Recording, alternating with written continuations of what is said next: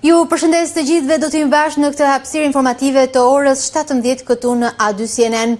PD vion t'i kërkoj dorëheqjen ministrit të jashtëm Ferit Hoxha pas publikimit të fotove, ku sipas demokratëve krye diplomati u referohet shqiptarëve në Maqedoni si idiot në një komunikim me grupin e ambasadorëve në WhatsApp. Demokrati Belind Kolliçi publikoi një tjetër foto ku pretendon se Hoxha është larguar nga grupi ku ka dërguar mesazhin pasi e ka fshirë atë. Pavarësisht se këto akuza i hodhi poshtë në një reagim Ministria e Jashtme, duke i cilësuar si një komunikim të sajuar dhe që nuk ishte asnjë lidhje me realitetin. Shqiptarët e Maqedonisë së Veriut me anë të ministrit Besar Durmishi kanë kërkuar një sqarim zyrtar nga Tirana si dhe një kërkim falje nga ministri Hoxha për fjalorin e përdorur ndaj shqiptarëve.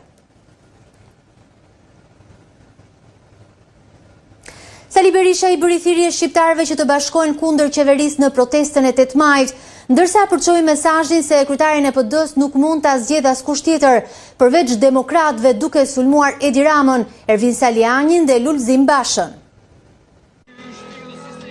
Kryetari i Partisë Demokratike Sali Berisha u bëri thirrje qytetarëve, edhe atyre që kanë frikë nga patronazhistët, të bashkohen protestës së radhës të opozitës kundër qeverisë Edi Ramës. Të bashkohemi me datën 8 maj në protestën më të fuqishme që ka njohur Shqipëria, në kryengritjen më të fuqishme paqësore. Vija e kuqe jonë është protesta gjenërzim në Edi Ramës. Nga njëra anë kërkon ta rrëzojë Edi Ramën nga karriga e kryeministrit, por nga ana tjetër ka edhe një hall tjetër më të, pasi e paralajmëron kundërshtarin politik që të mos i fuzë duart në procesin zgjedhor të Partisë Demokratike. Partia Demokratike ka garë në të cilën janë të ftuar të marrin pjesë që të gjithë, por ka një kusht kur Edi Rama nuk do mund të përcaktoj kryetarin e kësaj partie. Kryetarin e kësaj partie do të caktojnë vetëm demokratët me votën e tyre dhe asnjëherë askush tjetër. Berisha thoi që gara është e hapur për çdo demokrat që kërkon të garojë përballë tij për drejtimin e Partisë Demokratike, përveç Ervin Salianit. Ai zotëri nuk përfaqëson as 0,002% të demokratëve. Çdo njeri do të ishte dhe është i mirëpritur në garë, por kur s'do mund ta marrin te parti misionarët e krimit dhe të Edi Ramës. Për Berishën, tradhtia e Salianit ndaj demokratëve peshon më shumë se sa burgosja politike. Nuk po ndalem këtu në drekat dhe darkat me Oltjon Bistrin në burg dhe Plum Gjokën, verën e kaloj me Ergysagasin në dreka dhe darka. Në Elbasan, sallën ja mbushi Suel Çela. Tu je i përjashtuar, i thash. Ky është vjekuqe. Sali Berishës, fati politik i Ervin Salianit i ngjason me një tjetër ish bashkëpunëtor demokrat. Ish kryetari i kësaj partie kontrollohej totalisht nga Edi Rama. Në mënyrë të çuditshme, edhe ky përsërit fatin e Lul Bravës. Përsëri ka mentor Taulat Ballën. Si Basha dhe Saliani, sipas tij, kanë dëmtuar Partinë Demokratike në momentet kur qeveria e Edi Ramës ishte delikate për shkak të përballjes së saj me drejtsinë. E menjëhershme ishte edhe përgjigjja e Ervin Salianit ndaj akuzave të Sali Berishës për pazare me krimin dhe PS-n. Në reagim, Saliani mohon të jetë pjesë e këtyre pazareve, por mendojnë që Berisha po shpik armiq për të fshehur frikën nga gara për krejun e PD-s. Unë nuk kam përfunduar në krah të askujt, kam qenë përballë pushtetit, jo në shërbim të tij, shkruan Saliani, ndërsa i thot akuzuesit të tij se nuk përçon më besim tek demokratët. Për këtë arsye, sipas Salianit, Berisha i ka bërë gabim llogarit pasi është i bindur se do të shmontojë atë nga drejtimi i PD-s dhe Edi Ramën nga qeveria.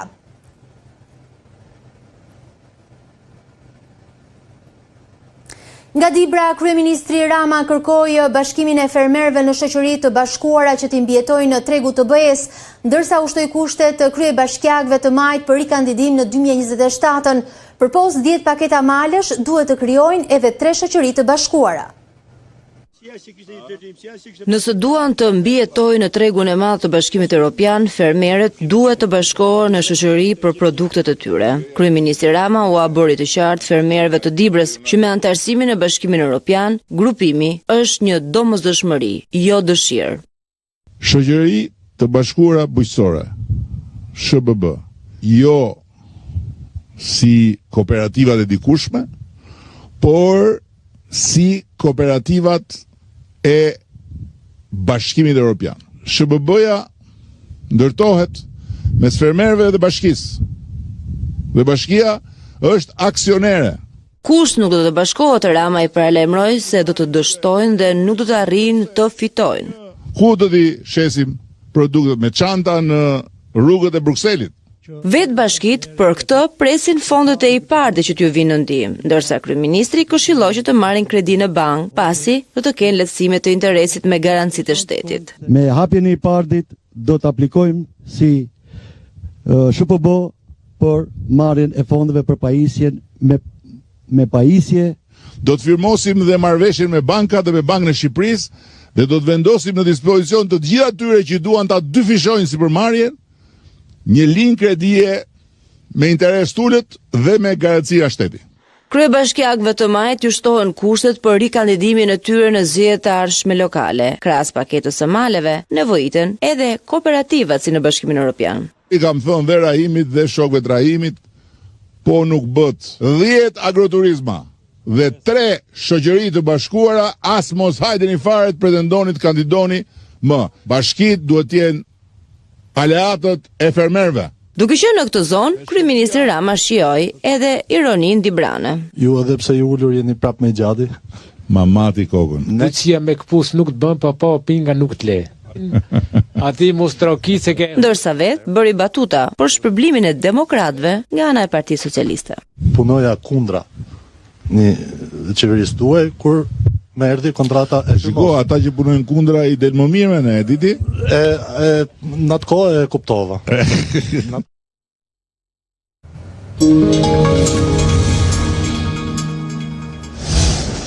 Pala mbrojt se ish ministrit Ilir Beqaj parashtroi arsyet se përse në seancën e radhës gjyqësore ndaj tij për dosjen sterilizimi do të kërkoj pushimin e çështjes ndaj tij. Avokati i Beqajt, duke u ndalur tek ndryshimi i akuzës për ish ministrin, insistoi se procesi ka dalë nga shinat procedurale dhe kushtetuese. Në seancën e radhës gjyqësore të datës 28 prill 2026, njësi mbrojtje e zotit Ilir Beqaj do të paraqesin formalisht para trupës së dytë gjyqësore të shqyrtimit të çështjes në themel kërkesën për pushimin e çështjes. Argumenti është i thjeshtë. Pa një akuzë të vlefshme të ngritur nga prokuria, nuk ka objekt gjykimi dhe procesi penal nuk mund vazhdojë. Nëse gjykata kundër këtij argumenti do ta rrëzojë kërkesën tonë dhe do të vlerësojë se është e lishme që akuza penale të fromsohet nga gjyqtari i seancës paraprake në vend të prokurorit dhe përjedhoi në rastin konkret kemi një zbatim sipas gjykatës korrekt të nenjit 332 fraksion D pika 3 të kodit procedurës penale, atëherë ne do t'i kërkojmë trupës gjyqësore që të dërgojë çështjen për kontroll incidental në gjykatën kushtetuese për shfuqizimin e këtij neni. Që të jemi të qartë, ne nuk po kërkojmë asnjë privilegj. Përkundrazi, në rastin konkret, është gjykata ajo që i ka dhënë vetes privilegjin për qenë edhe akuzatore dhe gjykuese. Neve nuk do t'i drejtohemi drejt për drejt i gjykatës kushtetuese. Për t'i thënë që në rastin konkret ne po vim para jush për të ankemuar vendimin e gjyqtarit seancës paraprake.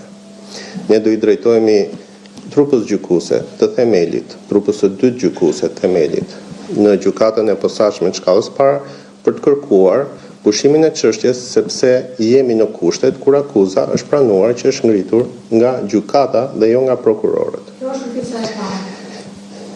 Që na imponon neve që ta ezaurojmë fillimisht si kërkesë. Në rast se gjykata do vendosi që mos ta pushojë çështjen, kjo do të thotë që gjykata konstaton që zbatimi i nenit 332 fraksion D pika 3 është i ligjshëm dhe nuk ka shkelje të këtij neni. Në këtë moment ne do i kërkojmë gjykatës që meqense mendon që problemi nuk është zbatimi i nenit, por vetë neni, ta çojë gjykata për kontroll incidental në gjykatë kushtetuese këtë nen. Pra kjo është strategjia që ne kemi. Gjykata e shkallës së parë në Gjirokastër ka caktuar masën e sigurisë arrest në shtëpi për Aldo Kalemin dhe Dalinelën të arrestuar në lidhje me vrasjen e 30 vjeçarit Endri Goxhaj në Memaliaj. Vendimi u mor duke pranuar kërkesën e prokurorisë e përfaqësuar nga prokurorja Aulona Haxhiraj, e cila parashtroi rrethanat e ngjarjes dhe rolin e personave të përfshirë. Sipas hetimeve, konflikti ka nisur mes disa personave dhe më pas ka përshkallëzuar në përdorim të armëve të zjarrit.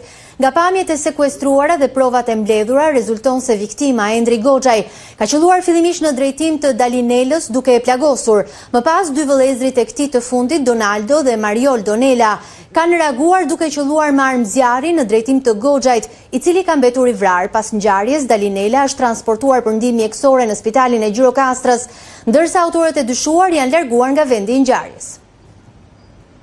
Mbi 70 forca policie zhvilluan një kontroll të imtësishëm në paraburgimin e Vlorës. Sipas informacioneve paraprake, efektivët kanë kontrolluar çdo qeli si dhe ambientet përreth institucionit në kuadër të një aksioni për evidentimin e sendeve të kundërlishme. Gjatë kontrolleve janë gjetur dhe sekuestruar disa sende brenda qelive.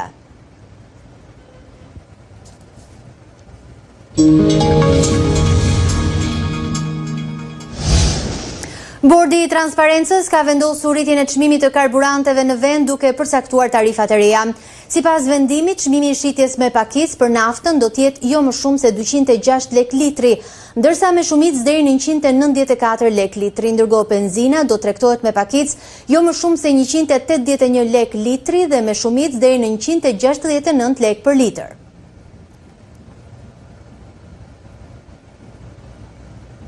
Spitali i Kavajës është kaput varësin nga Tirana dhe kthehet në Spital Bashkiak. Ky ndryshim vjen në kuadër të reformës spitalore e cila synon të çojë shërbimin shëndetësor më afër banorëve. Reforma spitalore e cila synon ofrimin e shërbimeve sa më pranë pacientit, pa lëvizur nga një spital tek tjetri, po shtrihet në të gjithë vendin. Nga Kavaja, Ministrja e Shëndetësisë Evi Sala njoftoi se spitali i këtij qyteti ka marrë tashmë statusin e Spitalit Bashkiak, duke shkëputur varësin nga shefqet ndroqi në Tiranë. Por çfarë do të sjellë për banorët e zonës statusi i ri i spitalit? Gjithë ideja e reformës spitalore është që shërbimi të vi afër pacientit. Pacienta marrin shërbimin pa lëvizur nga një spital në tjetrin, të fuqizojmë spitale rajonale dhe bashkiake dhe në fundit të tërë kemi në zemrën tonë dhe në vizionin tonë, në betimin tonë, mirëqenien, cilësinë e kujdesit të pacientit. Në bashkëbisedim me mjek dhe personelin shëndetësor, Ministrja kërkoi bashkëpunimin e ngushtë mes tyre për rritjen e cilësisë së shërbimit në funksion të pacientëve dhe nevojave të komunitetit. Ndërsa drejtuesi politik i qarkut të Tiranës, Tauland Balla, u shpreh se ky transformim i shërbimit shëndetësor i nevojitë e Kavajës për popullsinë e zonës, por edhe për numrin e lartë të turistëve gjatë sezonit turistik. Është një bashki e cila është edhe kryeqyteti i turizmit, por nga numri i madh i atyre që vinë. Janë 1 milion turist që vinë gola, të cilët në rastet e nevojës për trajtim shëndetësor, gjithmonë është dashur nevoja që të dërgohen për trajtim më specializuar drejt qendrës spitalore universitare në Tiranë. Janë 86 shtretër në spitalin e Kavajës që mund të jenë jo vetëm për banorët e Kavajës dhe të Rogozhinës, por edhe për këtë dimension të rëndësishëm. Reforma e re spitalore synon decentralizimin e shërbimeve shëndetësore dhe ofrimin e tyre sa më pranë banorëve të zonës.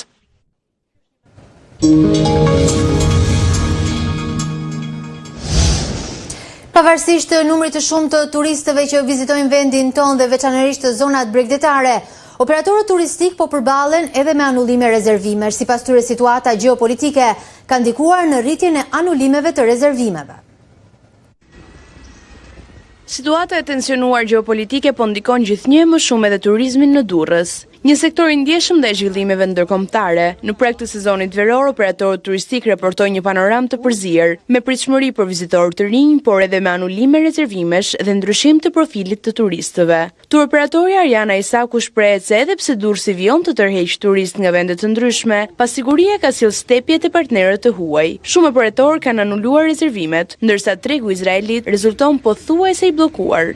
Situata gjeopolitike ka ndikuar pa diskutim tek sektori i turizmit, që gjithmonë do ta cilësoja edhe një sektor të brisht, pak a shumë sepse një pjesë e madhe e turistëve lëvizin për qef, nuk po marrim rastin e turistëve që lëvizin edhe ose huajve që vinë për arsye pune, por gjithsesi do thoja që ka patur mjaft anullime nga tur operatorët huaj. Dhe shumë rezervime kanë ngelur si thosh pezull për arsye të situatës gjeopolitike. Nga ana tjetër, kjo situatë mund të sjellë edhe zhvendosje të flukseve turistike drejt destinacioneve më të sigurta si Shqipëria. Por sipas Isakut, një sfidë tjetër mbetet profili vizitorëve që po vinë aktualisht. Shumë prej tyre janë turistë me buxhet të ulët, që udhëtojnë ekonomikisht dhe shpenzojnë pak në destinacion. Sipas hotelierëve, ata shpesh furnizohen në supermarkete menjëherë pas mbërritjes, duke ulur konsumin në hotele dhe restorante. Kemi një sinjalizim nga hotelet e cilët na thonë që pjesën më të madhe ato sa po zbarkojnë në hotele, marrin furnizime në për minimarket apo supermarket, kështu që në pjesën më të madhe le themi blejnë nga jashtë që fusin brenda. Pra ky është një lloj turisti të cilin nuk e di a do ishim dakord që ne ta kishim gjatë gjithë sezonit, por në anën tjetër nga tur operatorët dihet që kur bëhen kontratat janë me vakte të përfshira dhe është diçka tjetër pastaj. Ky fenomen ngre pikpyetje për qëndrueshmërinë në cilësinë e zhvillimit turistik në Durrës, ndërsa rritja e numrit të vizitorëve mbetet një tregues pozitiv në pamje të parë. Sfida reale qëndron te rritja e të ardhurave dhe orientimi drejt një turizmi me vlerë të shtuar më të lartë.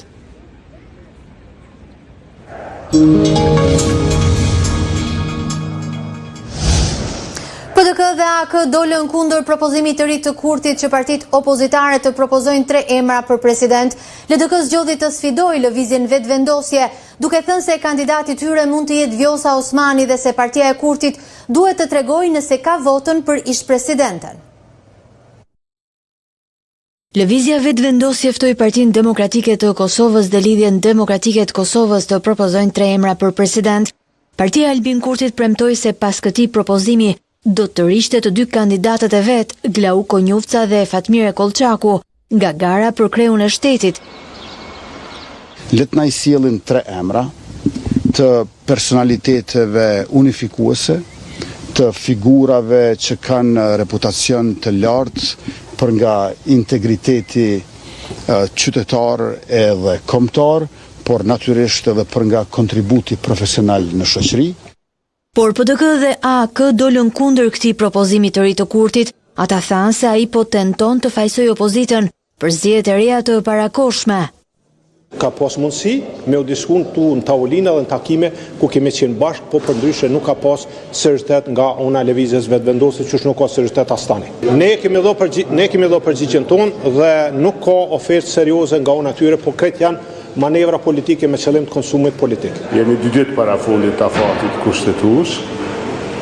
Kjo një lloj ultimatumi tani i tij, pjesë e strategjisë tij, mos me e zgjedhë presidentin me dërgu vendin në zgjedhje, një kryeministër serioz, një kryetar partije i shumicës serioz, këtë ide do ta kishte dhënë ditën e parë. Lidhja Demokratike e Kosovës u tregua më e hapur ndaj idesë, por kërkoi sërish marrëveshje politike. Kryetari i kësaj partie Lumira Abdigjiku sfidoi vetvendosjen me idenë e Vjosa Osmanit që tha se mund të jetë kandidate e tyre. Ne patëm një takim në grup, u takorduam që për propozimin e LDK-s, që del propozim zyrtar i LDK-s, ne i kemi 15 vota, por se përjashtojmë dhe mund të jetë dhe kandidat të Vjosa Osmani, po tani më duhet ta di ka 66 vota ai.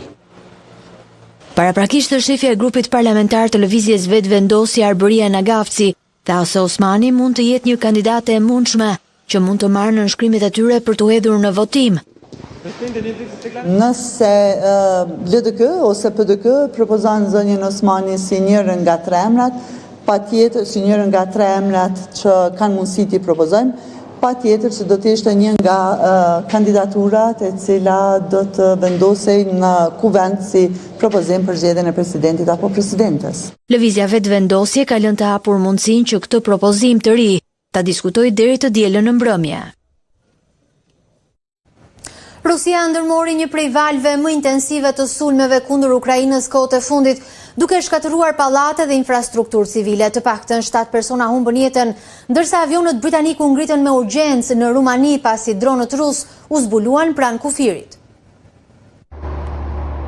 Të paktën 7 persona mbetën të vrarë si pasojë e sulmeve ajrore që goditën Ukrainën gjatë natës, përfshirë qytetin qendror të Dnipros, ku sipas autoriteteve u shënjestrua një blok apartamentesh. Presidenti i Ukrainas Volodymyr Zelenski foli për një val bombardimesh që zgjati të gjithë natën, ndërsa ekipet e shpëtimit po vjojnë kërkimet për të mbietuar nën rënoja. Shumica objektiveve janë infrastrukturë e zakonshme në qytete, godina banimi, infrastrukturë energjetike dhe sipërmarrje janë dëmtuar, denoncoi Zelenski. Gjatë sulmit të rënd avionët luftarak britanik u ngritën me urgjencë në ajër nga Rumania, pasi dronë rus u zbuluan pranë kufirit, megjithse Ministria e Mbrojtjes së Mbretërisë së Bashkuar hodhi poshtë një raport se kishte rrëzuar disa prej tyre. Autoritetet rumune deklaruan se po hetonin në rënien e një objekti në territorin e vet, pranë kufirit me Ukrainën. Në rrezën e raketave dhe dronëve rus ishin edhe qyteti verior i Chernihiv, ku autoritetet thanë se 2 persona ishin vrarë, e po ashtu Odesa dhe Harkivi. Autoritetet ukrainase thonë se kanë rrëzuar shumicën e mbi 600 dronëve që u lëshuan drejt vendit në sulmin më të rënd të ditëve të fundit. Ndërkohë Kievi kreu disa nga sulmet me dronë me rrezen më të gjatë, duke goditur në thellësi të territorit rus. Në Jekaterinburg, gati 1600 kilometra larg kufirit Ukrainas, guvernatori tha se 6 persona ishin plagosur pas goditjes së një ndërtese, ndërsa pranë Chelyabinsk, një zyrtar lokal raportoi se ishin interceptuar dronë që po shënjestronin një kompleks industrial. Sipas Ministrisë së Mbrojtjes, në Rusi ishin rrëzuar 127 dronë në më shumë se 10 rajone. Ministri i Jashtëm iranian Abbas Araghchi tha se kishte parashtruar kërkesat e Iranit dhe rezervat lidhur me pozicionin amerikan të shtunën, teksa Islamabadi organizoi një përpjekje të re për t'i dhënë fund luftës që ka vrarë me mira dhe ka tronditur tregjet globale. Shpjeguan parimet tona lidhur me zhvillimet e fundit sa i përket armëpushimit dhe përfundimit të plotë të luftës së imponuar ndaj Iranit, u bë e ditur në një deklaratë. Ndërkohë një burim diplomatik iranian deklaroi për agjencinë e lajmeve Reuters se ata nuk do të pranojnë kërkesat maksimaliste të Shteteve të Bashkuara. Edhe pse detajet e bisedimeve nuk dihen, Araghchi u takua me kryeministrin pakistanez Sharif dhe zyrtar të tjerë të lartë këtë të shtunë. Më herët Shtëpia e Bardhë tha se të dërguarit e Trumpit, Witkoff dhe Kushner do të udhtonin drejt Pakistanit, por Irani përjashtoi mundësinë e bisedimeve të drejtë për drejta me ta. Ndërkohë në një deklaratë, forcat e armatosura të Iranit kërcënuan të kundër përgjigjen nëse SBA vjon bllokadën në ngushticën e Ormuzit. Presidenti Mahmud Pezeshkian i bëri thirrje popullit të kontrollojë konsumin e elektricitetit, ndërsa bllokada ndaj porteve vjon. Armiqt po shkatërrojnë infrastrukturën dhe po na vendosin në rrethim që kënaqësia e tanishme e njerëzve të kthehet në pakënaqësi.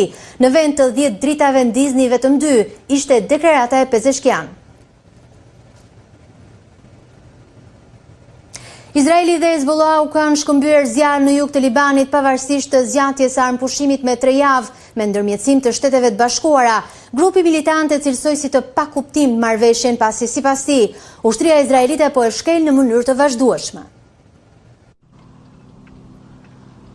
Hezbollahu e cilsoi si të pakuptim të armëpushimin e ndërmjetësuar nga Shtetet e Bashkuara në luftën me Izraelin, teksa autoritetet libaneze raportuan se 2 persona ishin vrarë në sulmet izraelite. Ndërsa Hezbollahu rrëzoi një dron të Tel Avivit, presidenti amerikan Donald Trump njoftoi zgjatjen e armëpushimit me 3 javë të njëjtën, pasi priti në Shtëpinë e Bardhë ambasadorët izraelit dhe libanez. Marrëveshja për pushim të luftimeve mes dy vendeve duhej të skadonte të dielën, por edhe pse armiqësitë janë reduktuar ndjeshëm, Izraeli dhe Hezbollahu i mbështetur nga Irani kanë vijuar të shkëmbejnë zjarr në jug të Libanit, ku Tel Avivi ka vendosur ushtarët në atë që e ka shpallur si zonë tampon. Imazhet e fundit nga Libani tregojnë kolona të mëdha tymi teksa ngrihen në ajër pranë kufirit me Izraelin pas një shpërthimi të fortë. Më herët ushtria izraelite raportoi se kishte goditur raketa hedhës të Hezbollahut gjatë natës në 3 zona në jug të Libanit. Ndërkohë Hezbollahu pohoi në një deklaratë këtë mëngjes se kishte goditur ushtrinë izraelite. Një përfaqësues i grupit militant që nuk është pjesë e marrëveshjes me Izraelin për pushim të luftimeve, deklaroi se në vazhdën e akteve armiqësore të Izraelit përfshir bombardime dhe shkatërime të fshatrave të tërë, armëpushimi ishte i pakuptimt. Çdo sulm izraelit i jep rezistencës të drejtën të reagojë në mënyrë proporcionale, ishte deklarata e Hezbollah. Gati 2500 persona janë vrarë në Liban që prej 2 marsit, sipas Ministrisë së Shëndetësisë në Liban. Ishte gjithçka për këtë hapësirë informative, bashkë ritakohemi në orën 19.